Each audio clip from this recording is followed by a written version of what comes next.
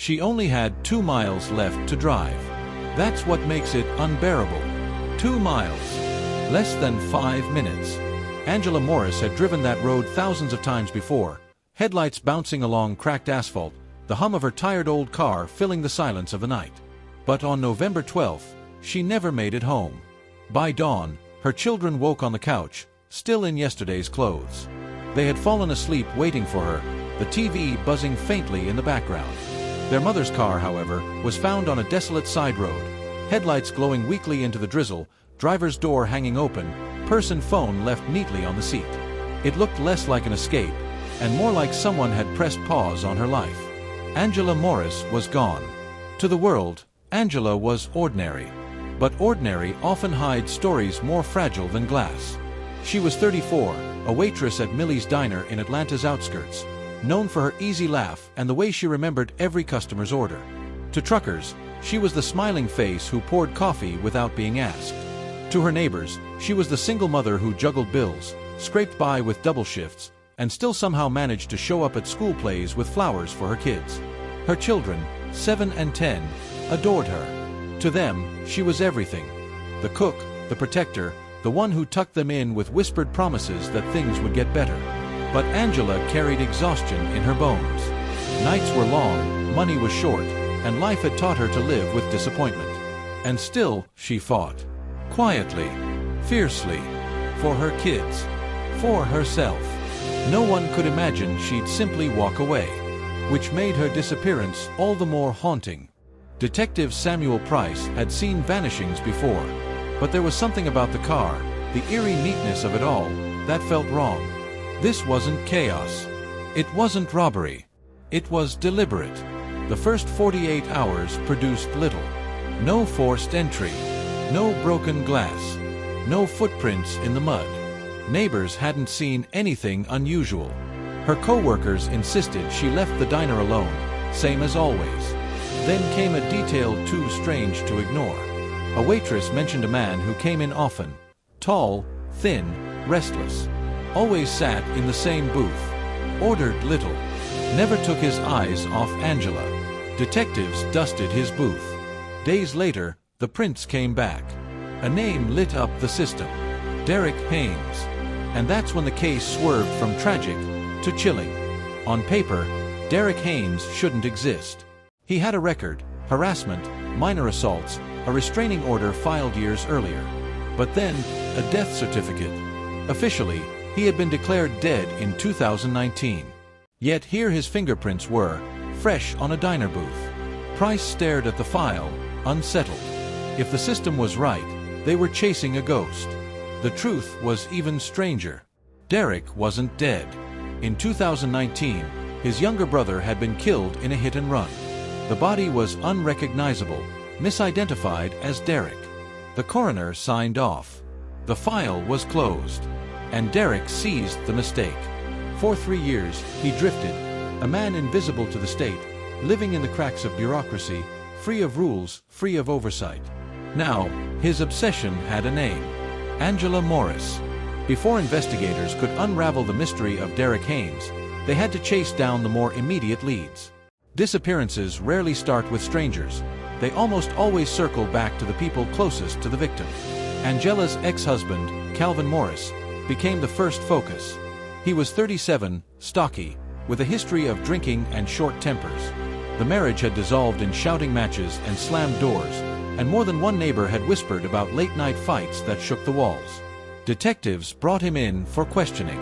Calvin swore he hadn't seen Angela in weeks. He admitted he'd fallen behind on child support, admitted they fought, but insisted he had nothing to do with her disappearance. He had an alibi, a night out with friends at a bar across town. But alibis can be fragile things. When police checked, 2 of the 3 friends couldn't confirm Calvin's timeline. The third hesitated, his answers slippery. Suspicion thickened. Angela's children were quietly questioned, and though they were too young to understand the weight of their words, one detail cut deep. They remembered Angela whispering that she felt watched, that someone was following her. To the detectives, it sounded like a frightened woman trapped between 2 dangers, a violent ex-husband and the unknown man at the diner. Which one had crossed the line first? The investigation circled back to Derek Haynes. Detective Price began pulling at threads buried in old files. Derek had been a troubled figure long before Angela ever poured him a cup of coffee. Police reports from his 20s described obsessive behavior toward women he barely knew. He'd followed one coworker home night after night, leaving notes on her car windshield until she filed for a restraining order. Another report detailed a sudden burst of violence after a woman declined his advances at a bar. Nothing ever stuck. Charges were dropped, witnesses reluctant to testify. Derek drifted through the system like smoke, always slipping out of reach. And then he was gone, erased by a bureaucratic mistake, officially dead. For 3 years, he lived untethered. He switched states, jobs, addresses. Paid cash for cheap motel rooms. Never used a real ID. He became what the detectives called a ghost man. The discovery chilled the department. Because if a man could live 3 years as a phantom, how many crimes could he have committed unseen? And more terrifying still, had Angela been the first? Or just the latest? The search for Derek turned desperate. Detectives canvassed motels, shelters, abandoned properties. They showed his old mugshot around, but faces change in 3 years. Weight added, hairlines receded, expressions hardened. Then, by chance, a motel clerk recognized him. He'd been staying in a rundown room on the edge of Atlanta for weeks. Paid cash, kept the blinds drawn, hardly spoke. The clerk remembered him because he'd complained about a broken lock on his door, demanding it be fixed immediately. When detectives raided the room, they found what they feared: Angela's necklace tucked in a sock under the mattress. Her picture clipped from a local newspaper, folded and creased as though handled too often. A battered notebook, its pages filled with chaotic handwriting. Some entries were single lines, repeated over and over. She smiles at me. She knows I'm the one. She won't leave like the others. Other pages turned darker, descending into rants about betrayal, abandonment, anger boiling through ink. The evidence was damning, but there was still no Angela. When police finally brought Derek in, he looked ordinary. That was the worst part. He wasn't a monster with wild eyes or a towering figure that filled the room. He was thin, quiet, eyes downcast, hands folded neatly on the table. Detectives pressed him. Where was Angela? What had he done? At first, he said nothing. Hours passed in silence. Only the hum of the overhead light filled the room. Then in a flat tone, he spoke. She reminded me of her. The detectives exchanged glances. Reminded you of who? My ex. She left me. They always leave. Angela isn't your ex. What did you do to her? His eyes lifted, cold and detached. She wasn't going to leave too. It wasn't a confession. Not exactly. But it was enough. Prosecutors prepared charges of kidnapping and murder, though without a body, conviction would be a battle. Angela's family clung to hope, desperate that maybe, just maybe, she was alive somewhere. But deep down, even her children began to understand what the adults couldn't bring themselves to say aloud. Angela was gone. The courtroom filled with tension. Every seat taken. Angela's family sat in the front row, her children small against the weight of what unfolded. Reporters scribbled furiously in their notebooks.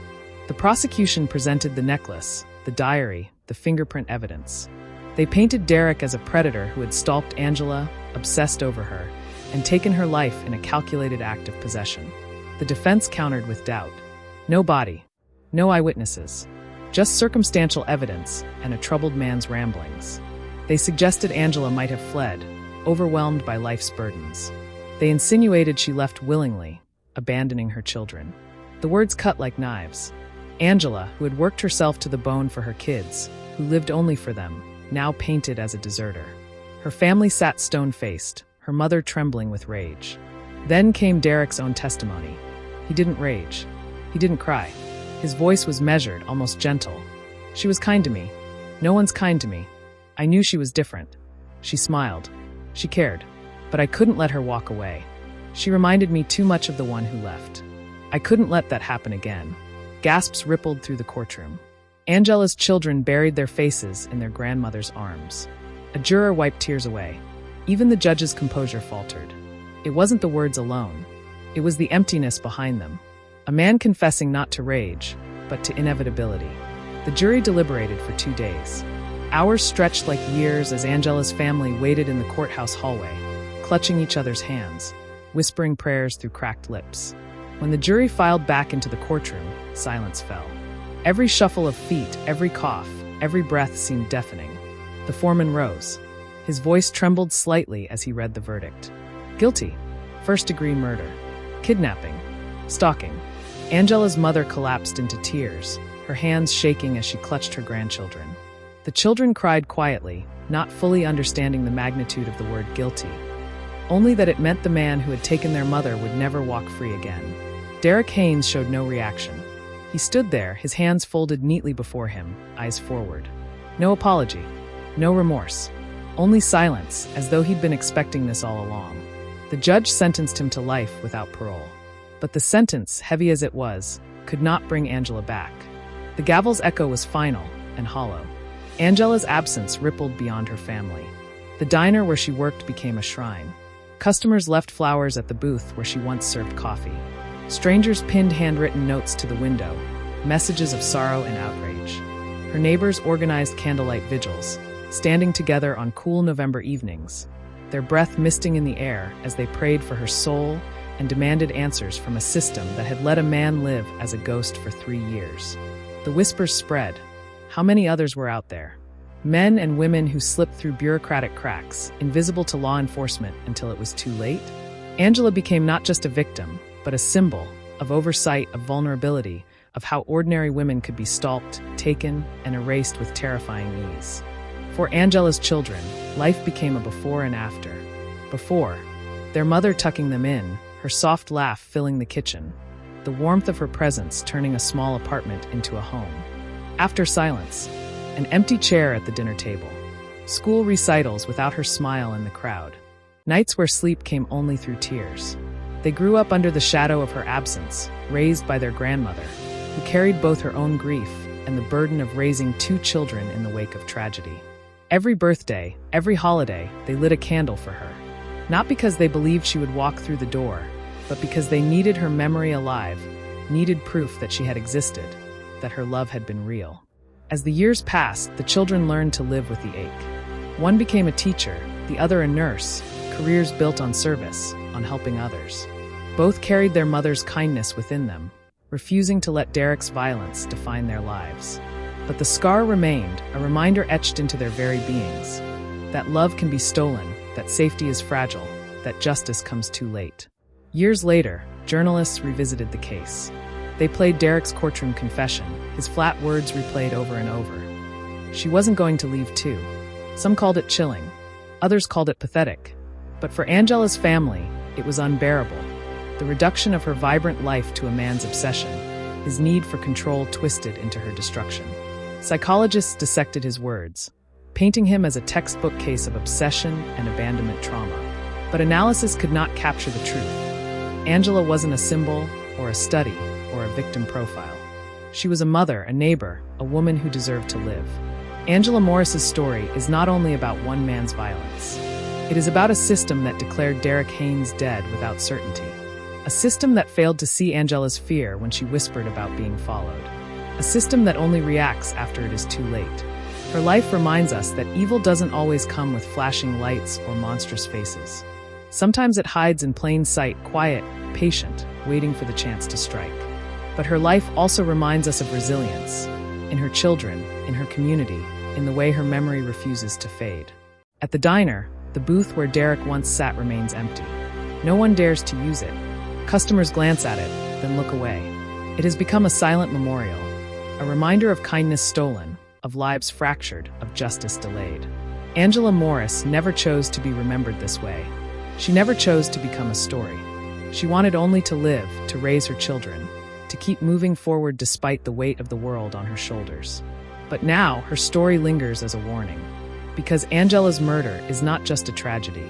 It is a mirror, a reflection of how easily lives can be broken, how quietly violence can grow, and how silence, the silence of systems, of neighbors, of institutions, can be just as deadly as the crime itself.